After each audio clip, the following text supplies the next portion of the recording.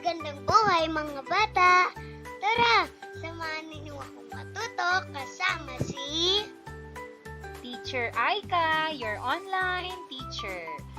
Please don't forget to subscribe, like, share, and hit the notification bell for more videos. Thank you! Revised K-12 Curriculum, Araling Panlipunan, Grade 5, Quarter 4, Lesson 5. Ang ating aralin ngayong araw ay tungkol sa mga pangyayaring nagbigay daan sa pag-usbong ng nasyonalismong Pilipino. Muli, ako si Teacher Aika, ang inyong online teacher. Simulan na natin! Mga kasanayan at layunin. 1. Nasusuri ang naging dulot ng Cavite Mutiny at paggarote sa Gumburza sa pag-usbong ng nasyonalismong Pilipino. 2. Nabibigyang kahulugan ang liberal na pamamahala. 3. Napahahalagahan ang naging bunga ng Cavite Mutiny at paggarote sa Gumburza.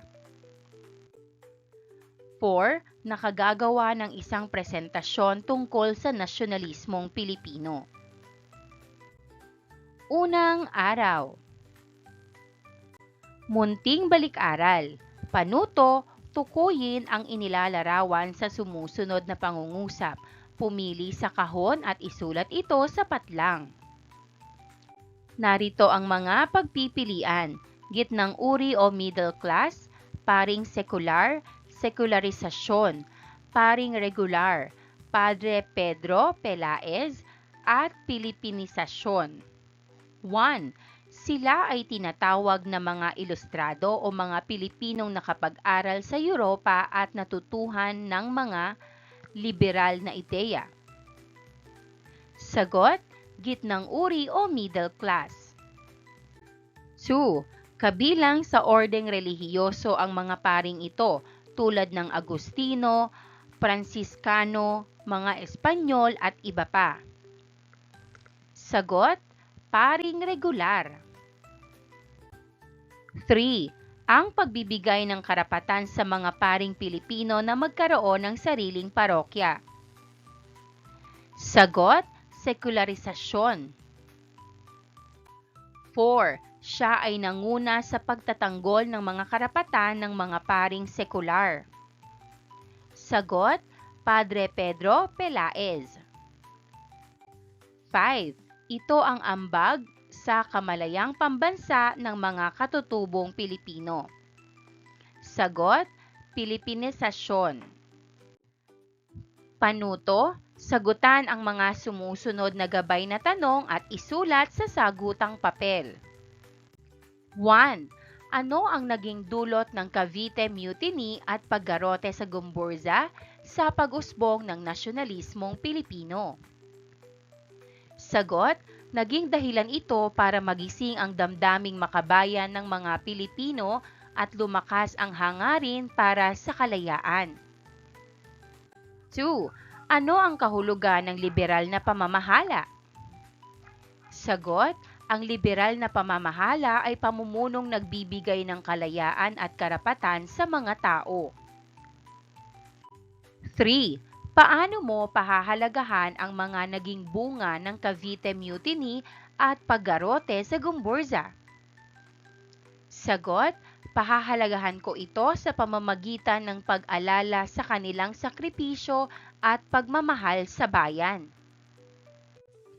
4. Paano mo maipapakita ang pagpapahalaga sa mga Pilipinong nagpakita ng nasyonalismo sa ating bansa?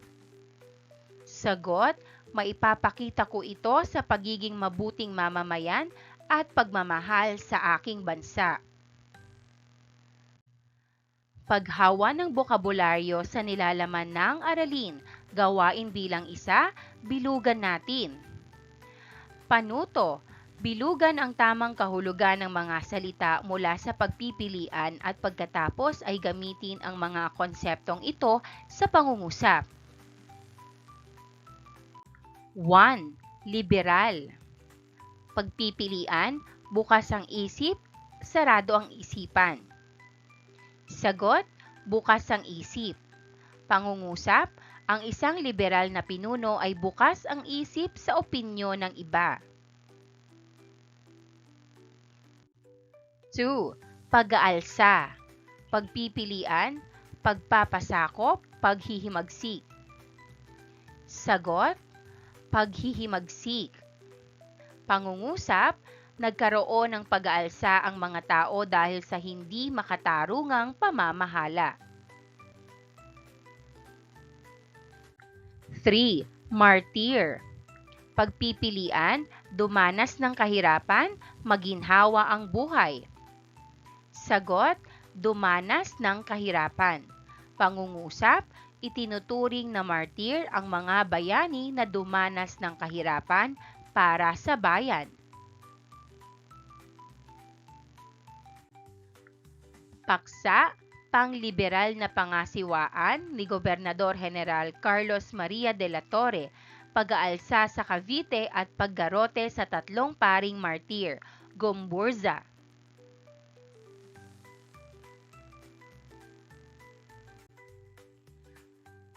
Ang liberal na pangasiwaan ni Gobernador General Carlos Maria de la Torre.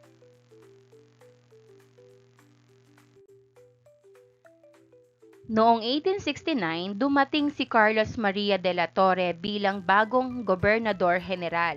Sa kanyang pamamahala ay umusbong ang konseptong liberalismo sa bansa. Sa panahon ng liberalismo sa Espanya, ibinatay niya ang mga patakarang ipinatupad sa pamahalaan.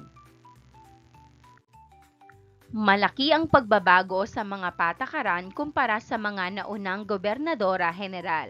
Ito ang mga sumusunod. 1. Mamuhay ng simple. Ito ay sa pamamagitan ng paglalakad ng walang gwardya at paggamit ng ordinaryong sombrero tulad ng mga ginagamit ng mga mamamayan. Siya ay nakihalubilo sa mga mamamayan at hinimok sila na maging malapit sa pamahalaan sa pamamagitan ng direktang pagdulog sa mga hinaing nila. 2. Pagpapatupad sa isang buwang pagkabilanggo sa halip na paghagupit bilang parusa sa mga Pilipinong tumatakas mula sa mga hukbong Espanyol. 3. Pagwawakas sa pag-espiya sa mga pahayagan at paghihikayat sa kalayaan ng pamamahayag. Naniwala siya na pantay-pantay ang lahat ng tao. Sa ilalim ng kanyang panunungkulan ay naranasan ng mga Pilipino ang kalayaan sa pagpapahayag ng kanilang sarili. Subalit hindi nagtagal ang liberal na pamamahala ni De la Torre. Natapos ito nang palitan siya ni Gobernador General Rafael de Izquierdo. Matapos ang 2 taon na panunungkulan, si Izquierdo ang kinilala bilang isa sa pinakamalulupit na namuno sa Pilipinas. Sa panahong ito, lalong sumidhi ang pagnanais ng mga Pilipino para sa pagbabago at kasarinlan.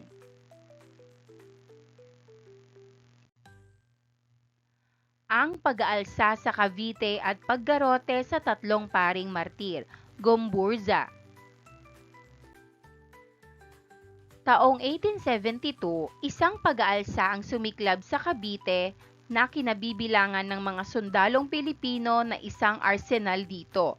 Si Fernando Lamadrid, isang sarhentong Pilipino, ang nanguna sa pag-aalsa. Isa sa mga dahilan nito ay ang pagtanggal sa kanila ng mga pribilehiyo tulad ng hindi pagbabayad ng buwis at hindi pagsali sa sapilitang paggawa. Sa kasamaang palad ay hindi nagtagumpay ang pag-aalsang ito. Dinakip ang mga napagbintangang pinuno. Kabilang dito sina Mariano Gomez, Jose Burgos at Jacinto Zamora. Sila ay nakilala bilang Gomburza. Pinagbintangan silang pinuno ng pag-aalsa sa Cavite upang mapatahimik ang noon ay mainit na issue ng sekularisasyon. Sila ay nilitis at naisakdal ng mga bayarang testigo, piskal at abogado, nahatulan ng kamatayan at ginarote noong Pebrero 17, 1872. Sa kanilang pagkamatay ay napaigting ang damdaming makabansa ng mga Pilipino laban sa mga mananakop. Ikalawang araw. Gawain bilang 2, pamprosesong mga tanong. Panuto, sagutan ang mga sumusunod na katanungan at isulat ang sagot sa sagutang papel. 1. Ano ang kahulugan ng liberal na pamamahala? Sagot, ang liberal na pamamahala ay pamumunong nagbibigay ng kalayaan at karapatan sa mga mamamayan. 2. Isa-isahin ang mga nangyari sa Cavite Mutiny. Sagot, nag-alsa ang mga sundalo at manggagawa sa Cavite dahil sa pag-alis ng kanilang pribilehiyo at ito ay napagbintangang malaking rebelyon laban sa Espanya.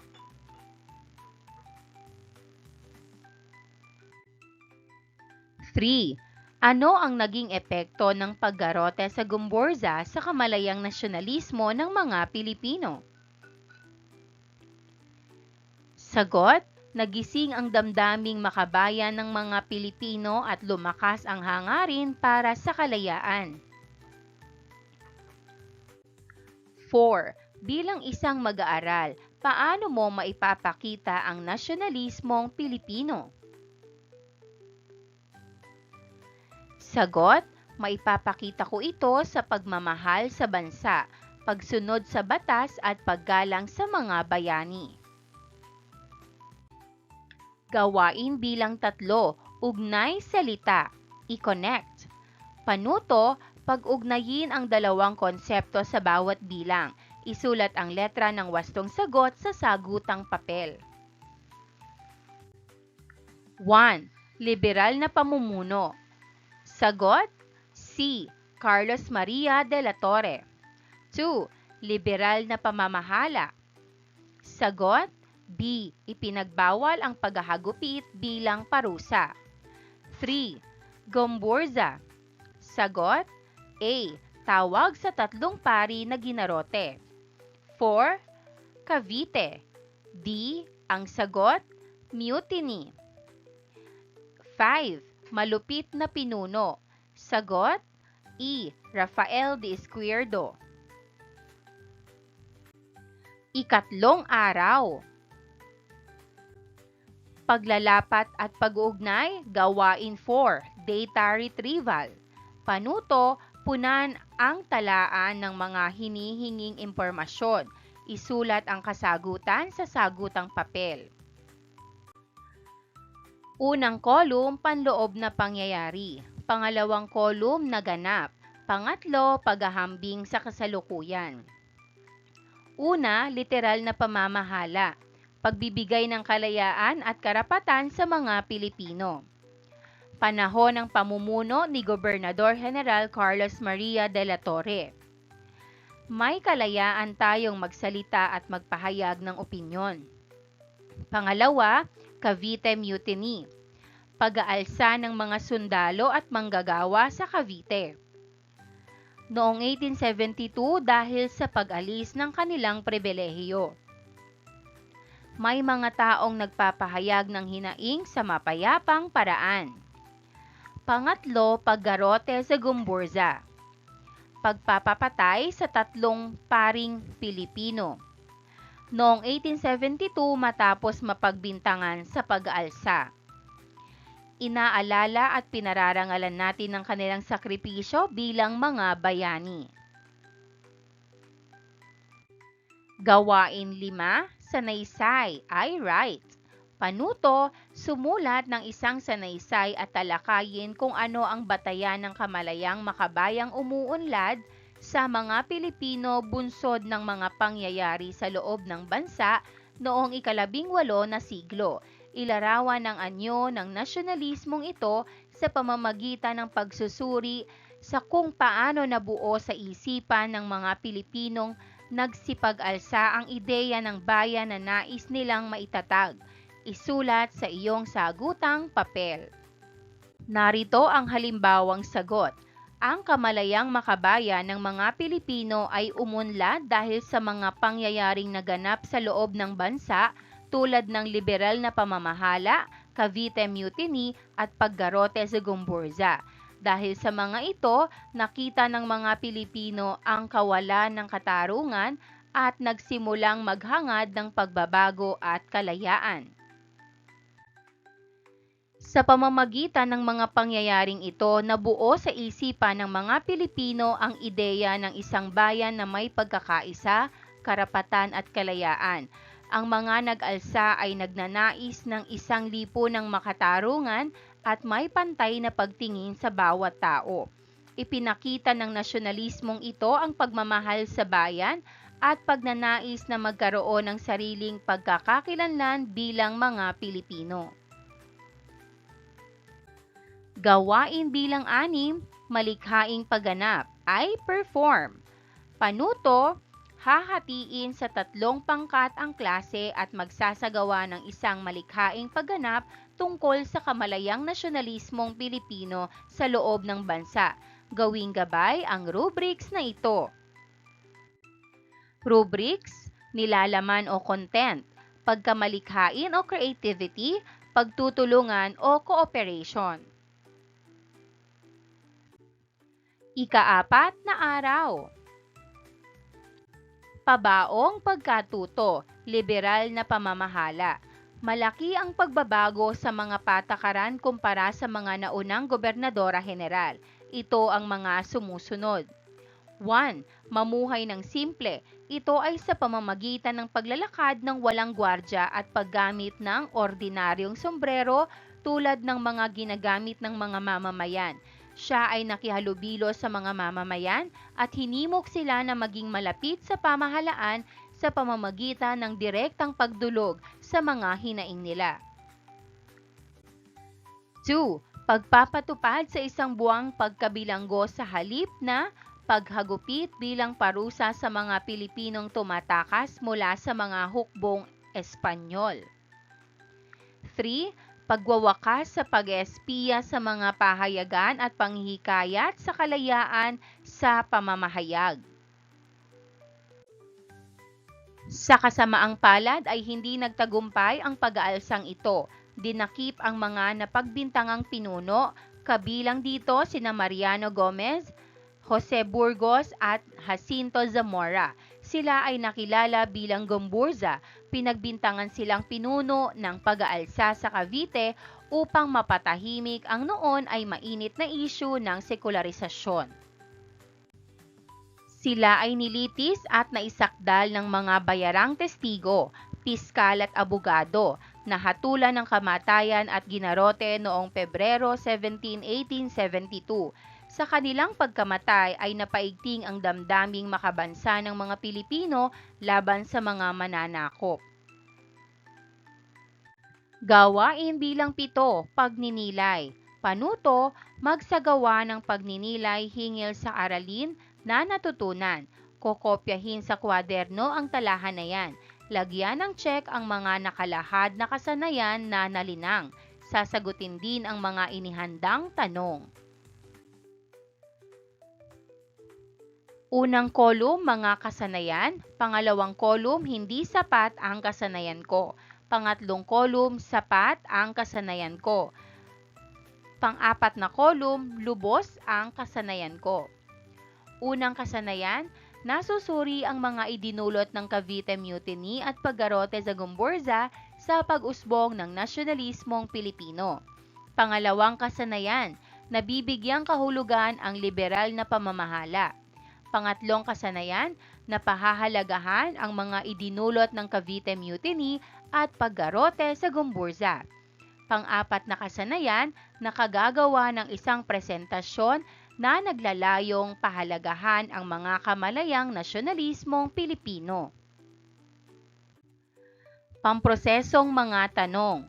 1. Anong mga kaalaman at kasanayan ang natutunan mo mula sa aralin?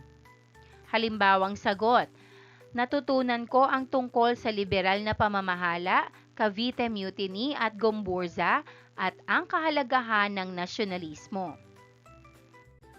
2. Anong mga kaalaman at kasanayan ang nahirapan kang matutunan? Sagot, nahirapan ako sa pag-unawa sa mga detalye ng mga pangyayari noong panahong iyon. 3. Bakit nahirapan kang matutuhan ang mga nasabing kaalaman at kasanayan? Sagot, nahirapan ako sa pag-unawa sa mga detalye ng mga pangyayari noong panahong iyon. 4. Kung pag-aaralang muli ang nilalaman ng aralin at gagawin ang mga pagsasanay, paano mo higit na mapagbubuti ang iyong pagkatuto? A. Sumangguni sa iyong naging sariling karanasan. B. Sumangguni sa iyong mga kamag-aral at tanungin ang kanilang naging karanasan sa pag-aaral. O C. Sumangguni sa iyong guro at humingi ng mga mungkahi. Pagsusulit, panuto, basahin at piliin ang letra ng wastong kasagutan. Isulat ang sagot sa patlang bago ang numero. 1. Ang mga sumusunod na pangyayari ay dulot ng liberal na pamumuno ni Gobernador Carlos de la Torre maliban sa... Sagot, B. Palihim na paghaharang sa mga sulat ng mga kilalang Pilipino mula sa Europa. 2. Siya ay Gobernador General na may liberal na pamumuno. Sagot, Carlos Maria de la Torre. 3. Ito ay tumutukoy sa isang pag-aalsa na nangyari noong 1872 na kinabibilangan ng mga sundalong Pilipino na naglilingkod sa isang arsenal. Sagot, A. Cavite Mutiny. 4. Sila ang tinaguriang tatlong paring martir. Sagot, B. Mariano Gomez, Jose Burgos at Jacinto Zamora. 5. Siya ang Gobernador General na kilala bilang isa sa pinakamalupit na namuno sa Pilipinas. Sagot, B. Rafael de Izquierdo. Takdang aralin. Magsaliksik ng mga impormasyon sa mga sumusunod na konsepto. Isulat ito sa sagutang papel. Kilosang propaganda, layunin, mga reformista at la solidaridad. Maraming salamat sa panonood. Huwag kalimutang i-like at mag-subscribe para sa higit pang educational content. I-click ang bell icon para ma-update ka sa ating mga bagong video. Salamat!